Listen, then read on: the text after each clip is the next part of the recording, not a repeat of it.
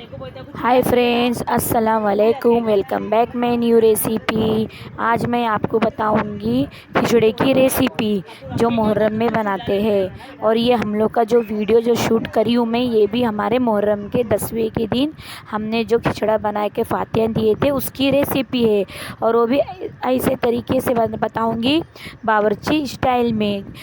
देखिए, हमने तेल गरम कर चुके हैं और हम लोग का 10 किलो तक माशाल्लाह बना था खिचड़ा। ये उसकी रेसिपी। और उसी तरह से मैंने कांदा टमाटर जो कुछ मसाले मैं अपने हिसाब से ली, आप अपने हिसाब से लीजिए।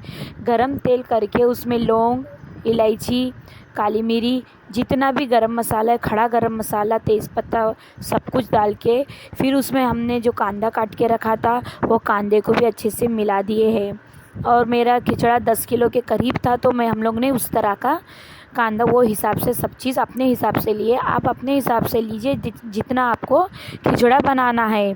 फिर कांदे को हल्का सा ब्राउन करना, ज़्यादा ब्राउन नहीं करना, सिर्फ हल्का सा पिंक होना चाहिए। उसी तरह फिर हल्का सा ब्राउन हो गया कांदा। फिर उसमें हम लोग ने अदरक लहसुन और मिर्ची का पेस्ट पीसे थे मसाला, वो भी ऐड कर दिए। और अदरक लहसुन और मिर्ची तीनों मिला के भी पाव किलो के करीब था। मैं आपको जितना मेरे को मालूम है उतना मैं आपको हिसाब बताती हूँ, क्योंकि ये खिचड़ा बना रहे हैं हमारे घर वाले, मैं नहीं बना रही हूँ। मैं सिर्फ आपको वीडियो आप तक शूट करके पहुँचा रही थी। और फिर अदरक लहसुन और कांदा अच्छे से पक गया है, और जो उसमें अदरक लहसुन की जो कच्ची बास रहती वो भी चले गई थी, ख़त्म हो गई थी। फिर उसके बाद हमने डाले उसमें हल्दी पाउडर, मिर्ची पाउडर। और हल्दी पाउडर मिर्ची पाउडर भी करीब करीब था। उसका भी मेरे को एक अंदाज़ा नहीं मालूम, पर हम लोग ने हमारे हिसाब से डाले, आप अपने हिसाब से डाल लीजिए। फिर जो टमाटर काट के रखा था, टमाटर को भी हमने अच्छे से ऐड कर दिया। टमाटर को भी बारीक बारीक चॉप करे थे, क्योंकि ज़्यादा रहेगा तो क्या फिर अपना गलने के लिए टाइम लगेगा टमाटर, इसके लिए। फिर उसको अच्छे से मिलाइए। हाँ फ्रेंड्स, और एक बात था, खिचड़ा बनाने में और खिचड़ा खाने में बनाने से ज़्यादा बहुत अच्छा टेस्ट है। इतना है कि बनाने के टाइम पे उसको जो घोटते ना, वो उसमें बहुत थक जाता है इंसान, क्योंकि खुरमा तो बहुत जल्दी बन जाता है, घोटने के टाइम पे बहुत भारी पड़ता है। फिर उसके बाद कोथिमीर और पुदीना एक एक बंडल शायद था, हाँ एक एक बंडल था। कोथिमीर एक बंडल, पुदीना का एक बंडल, दोनों को अच्छे से वॉश करके बारीक बारीक चॉप करके उसमें वो भी मिला दिए। फिर अच्छे से मिलाने के बाद मसाला अच्छे से पकने के बाद फिर उसमें हम लोग ने जो गोश्त को धो के रखा था, गोश्त को भी उसमें ऐड कर दिया। और गोश्त 5 किलो के करीब गोश्त था, 5 किलो के करीब गोश्त था। गोश्त को भी उसमें अच्छे से डाल दिया। और हम लोग ने गोश्त को अलग से बॉईल करके नहीं डाले, अगर कड़क गोश्त रहा तो उसको अलग से 2 या 3 सीटी करके डालना। पर हम लोग का नरम था गोश्त, इसके लिए हम लोग ने तपेली में उसको बनाने का सोचे कि तपेली में गल जाएगा, 2-3 ऐसा भाप में अच्छे से हमारा गोश्त गल जाएगा। क्योंकि खिचड़े में भी हमको अच्छे से दाल को, मसाले को, गोश्त को अच्छे से घोटना है। फिर इसके लिए हम लोग ने सीटी उसको नहीं लगाए। फिर देखिए, हम लोग ने पानी उसमें एक कतरा भी ऐड नहीं करे, सिर्फ गोश्त और टमाटर का पानी इस तरह से निकला। और उसी पानी में आपको गोश्त को गलाना है, पानी बिल्कुल इसमें ऐड नहीं करना, क्योंकि अगर पानी डाल देंगे तो गोश्त हमारा नहीं गलेगा। सिर्फ टमाटर का पानी और गोश्त का पानी, बस उतने पानी में अपना गोश्त गल जाना चाहिए। फिर अच्छे से उसको हिलाने के बाद कम से कम 10-15 मिनट तक ढक्कन उसको एक बार ढक के अच्छे से रख देना, क्योंकि ढक्कन ढकेंगे तो भाप आएंगी तो फटाक से गोश्त भी हमारा अच्छे से गलेगा। फिर गलने के बाद देखिए, ढक्कन भी ढक दे। फिर गलने के बाद फिर मैं क्या कर रही थी, एक तरफ हमारा खिचड़ा रेडी हो रहा था और एक तरफ हम लोग ने बिरिस्ते की तैयारी कर लिए। एक बार का मैंने बिरिस्ता निकाल चुकी हूँ, दूसरी बार बनने की तैयारी कर रहे हैं। और जितना कांदा आप देख रहे हैं वो भी कांदे का बिरिस्ता हम लोग को बनाना है।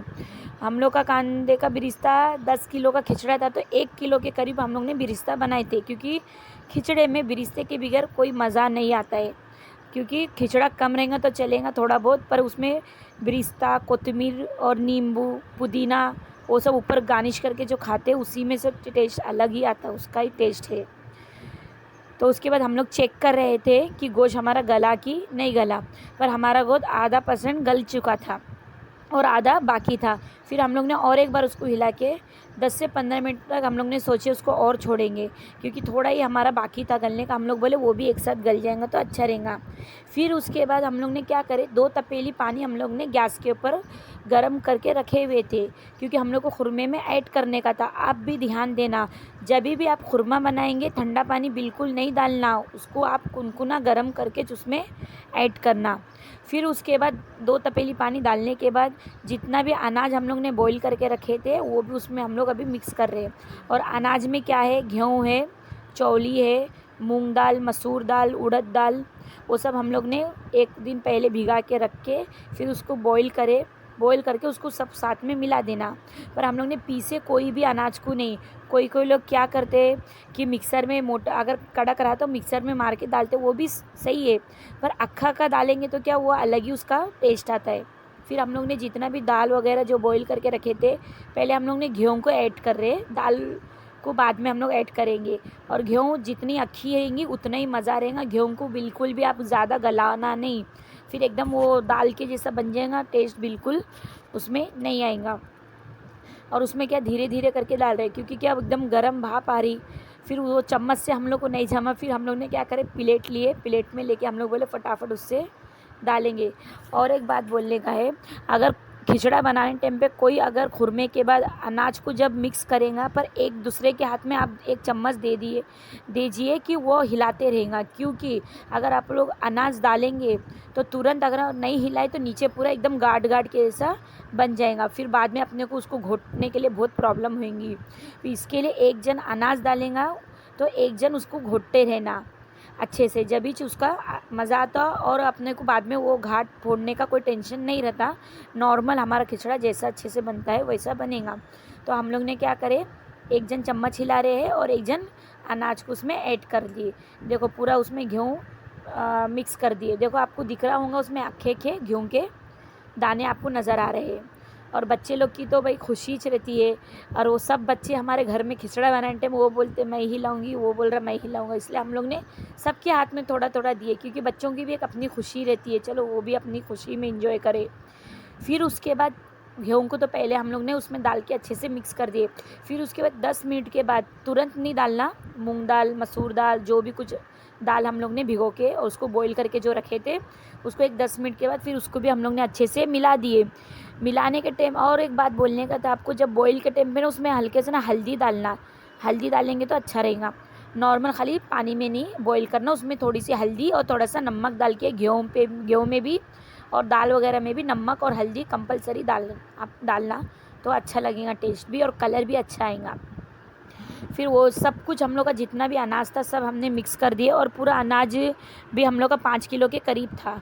फिर ये लास्ट में हम लोग ने चौली को एक अलग से भिगाए थे, क्योंकि हम लोग को चौली को थोड़ा सा घोटने का था, क्योंकि चौली में बहुत अक्खे के दाने थे। ज़्यादा नहीं घोटे, थोड़ा 1-2 मिनट का बस घोटे, वो भी चौली भी उसमें मिक्स कर दिए। फिर नमक भी डाल देना ऐसे। इसमें अभी आके आपको नमक चेक कर लेना एक बार कि कैसा बना क्या है, फिर नमक भी डाल देना। देखिए हमारा खिचड़ा आधे से ज़्यादा बनके एकदम रेडी हो चुका है। अब उसमें हम लोग ने गरम मसाला पिसा हुआ था, गरम मसाले भी ऐड कर दिए। गरम मसाला पहले नहीं डालना, गरम मसाला क्योंकि हम लोग खड़ा गरम मसाला तो पहले ही डाल चुके थे। पाउडर हमेशा ऊपर से डालना, ऊपर से डालेंगे तो क्या उसका एक खुशबू अलग ही आती है खिचड़े में, और टेस्ट भी अच्छे से आता है। फिर हमारा खिचड़ा बन के रेडी हो चुका है। फिर उसमें हम लोग ज़ीरा और सात ज़ीरा का तड़का उस पर दे दिए। तड़का देने के टाइम पे क्या उसकी खुशबू आती, तो वो अलग ही एक मज़ा आता है तड़के के। और कंपलसरी आप कभी भी खिचड़ा बनाओ, ज़ीरा और सात ज़ीरा का तड़का ज़रूर दीजिए। फिर उसको अच्छे से घोटना। देखिए हम लोग का खिचड़ा जब डालने के टाइम पे आप देखे होंगे फुल भर के था, हमने उसको कहाँ से कहाँ तक उसको घोट के हमने कम नहीं करके 2 घंटा हम लोग को सिर्फ घोटने में लगा था, क्योंकि जितना घोटेंगे उतना टेस्ट भी अच्छा आएगा और खिचड़े में मज़ा भी अच्छा आएगा। हम लोग थोड़ा और